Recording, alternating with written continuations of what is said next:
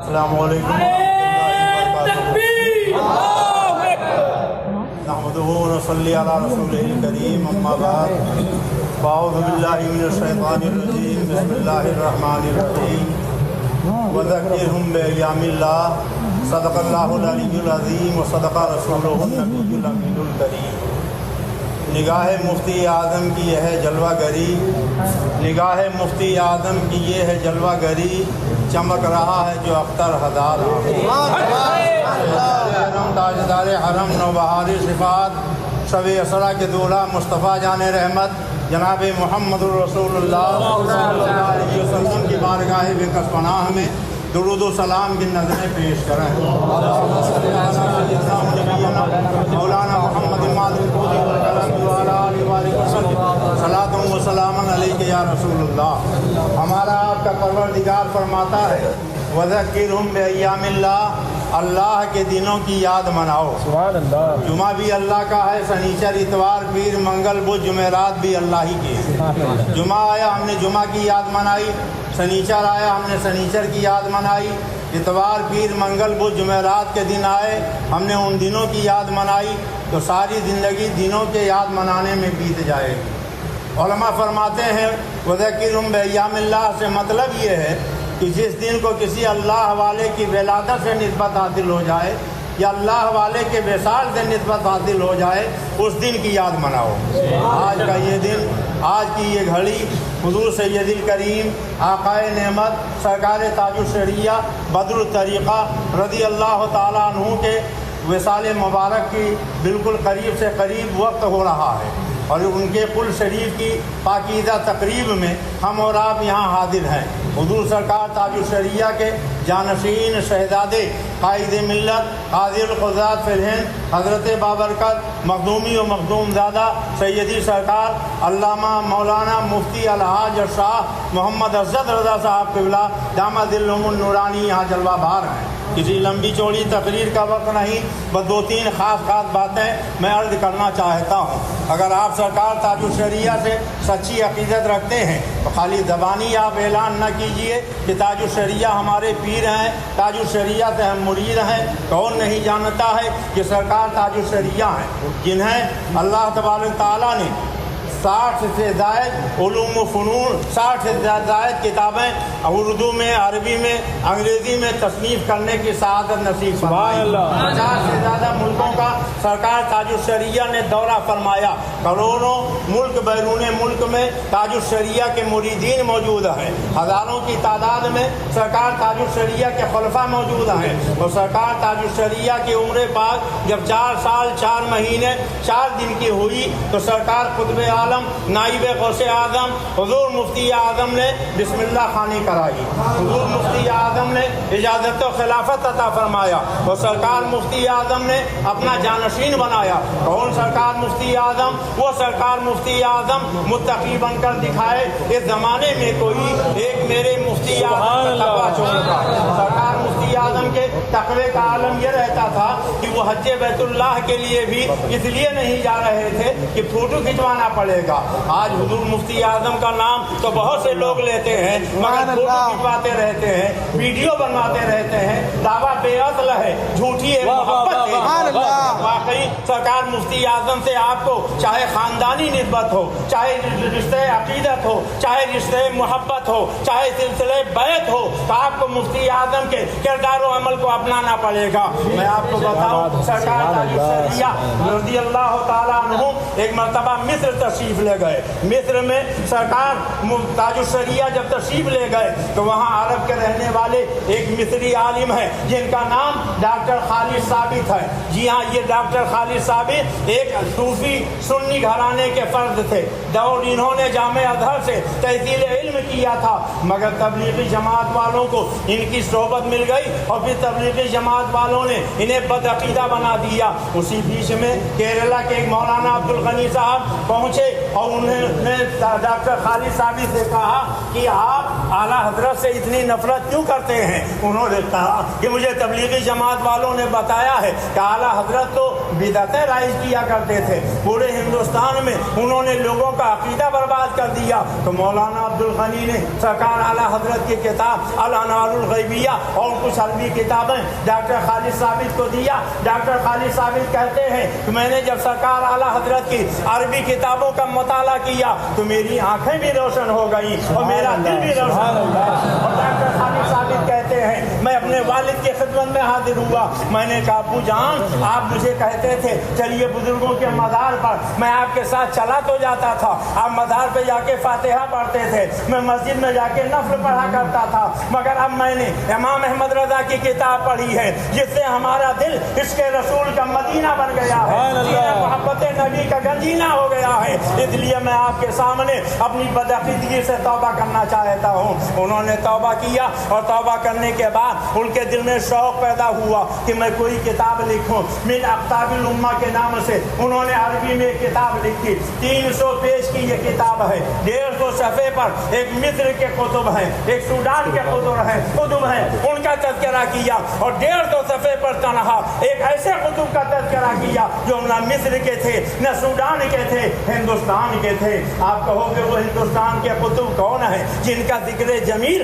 150 صفحے پر ڈاکٹر خالد نے عربی زبان میں تنہا کیا تو وہ کوئی اور نہیں، وہ سرکار اعلیٰ حضرت امام اہل سنت مجدد تاج الشریعہ کے دادا بھی ہیں، نانا بھی ہیں۔ الحمدللہ دونوں رشتوں سے سرکار تاج الشریعہ کا تعلق سرکار اعلیٰ حضرت تک پہنچتا ہے۔ ڈاکٹر خالد ثابت نے من اقطاب الامہ کے نام سے کتاب تو لکھ دی مگر دل مطمئن نہیں ہوا، انہوں نے عربی میں ایک اور کتاب سرکار اعلیٰ حضرت پہ لکھنا شروع کر دیا، انصاف الامام اس کتاب کا نام رکھا۔ جس وقت وہ یہ کتاب لکھ رہے تھے کسی نے بتایا کہ انڈیا سے جن کی شان میں آپ کتاب لکھ رہے ہو ان کے شہزادے مصر تشریف لائے ہیں۔ ڈاکٹر خالد ثابت اپنی کتاب میں تحریر فرماتے ہیں کہ مجھ کو ایسا لگا کہ یہ میری کتاب اعلیٰ حضرت امام احمد رضا کے دربار میں مقبول ہو گئی، اور میرے کتاب کے تصنیف کے موقع پر اعلیٰ حضرت نے اپنے شہزادے کو بھیج دیا ہے۔ ڈاکٹر خالد ثابت کہتے ہیں کہ میں جب ان سے ملاقات کے لیے پہنچا سرکار تاج الشریعہ کا چہرہ دیکھا تو خدا کی قسم مجھ کو تو ایسا لگ رہا تھا کہ ان کے نور سے پورا مصر چل گیا۔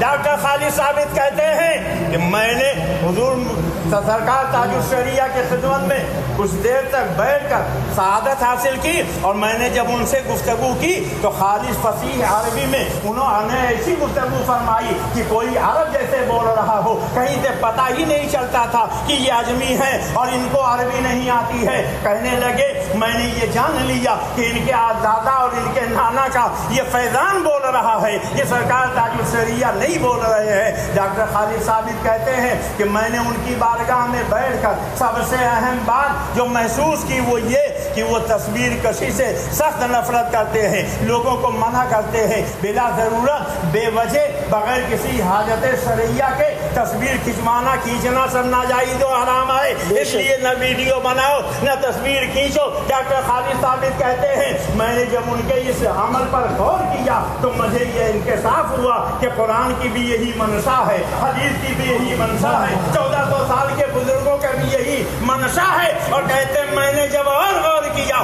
تو مجھ کو تو ایسا لگا کہ آج دنیا میں جتنی برائیاں پائی جاتی ہیں کم سے کم آدھی برائیاں تصویر کی وجہ سے ہیں۔ اگر یہ تصویر کھینچنا کھینچانا بند کر دیا جائے تو آدھی برائیاں خود بخود ختم ہو جائیں۔ سرکار تاج الشریعہ کے مریدوں، سرکار تاج الشریعہ کے جانشاروں، سرکار تاج الشریعہ کے عقیدت مندوں، سرکار تاج الشریعہ سے محبت کرنے والوں، سرکار تاج الشریعہ کے خاندان والوں، یہ ویڈیوگرافی بند کرو، یہ فوٹو کھنچوانا بند کرو، یہ بلا ضرورت یہ فوٹو کھنچوا کر یہ حرام کام کر رہے ہو، یہ تاج الشریعہ سے محبت نہیں ہے، دعویٰ بیعت رہے جھوٹی ہے محبت تیری۔ اللہ کا شکر ہے کہ سرکار تاج الشریعہ ہمارے نظروں کے سامنے نہیں رہ گئے، ہم ان کی ظاہری نگاہوں سے زیارت نہیں کر پاتے ہیں۔ ایک زمانہ تھا اعلیٰ حضرت کی عظمتوں کا پرچم لہرایا تو لوگوں نے کہا اب اعلیٰ حضرت کے بعد کون رہے گا، تو سرکار مفتی اعظم آ گئے۔ لوگ کہتے تھے مفتی اعظم کے بعد کون رہے گا، تو سرکار تاج الشریعہ پوری دنیا میں چھا گئے، اور جب سرکار تاج الشریعہ گئے تو انہوں نے اپنے شہزادے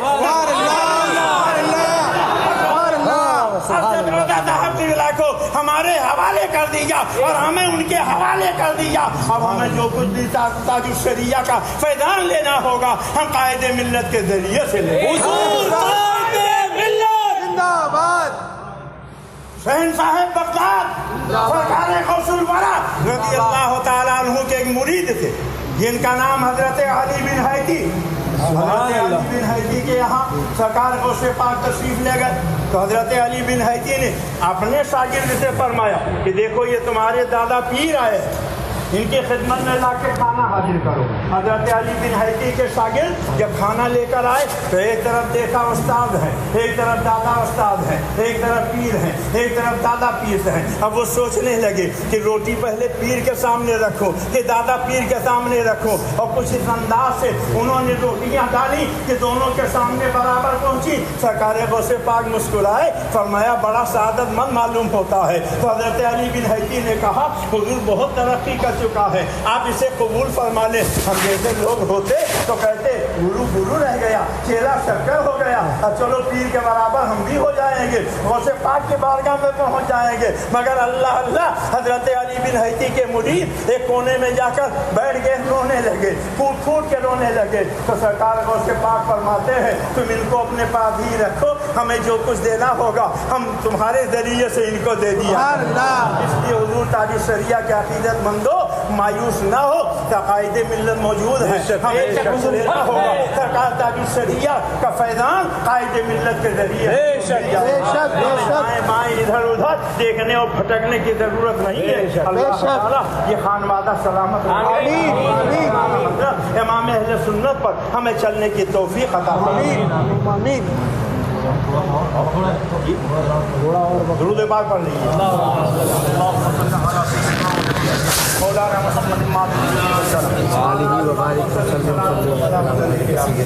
آج دنیا میں پیر بہت ہے، آتے جاؤ پھنستے جاؤ، آتے جاؤ پھنستے جاؤ، مگر کوئی پھنسنے کو تیار نہیں۔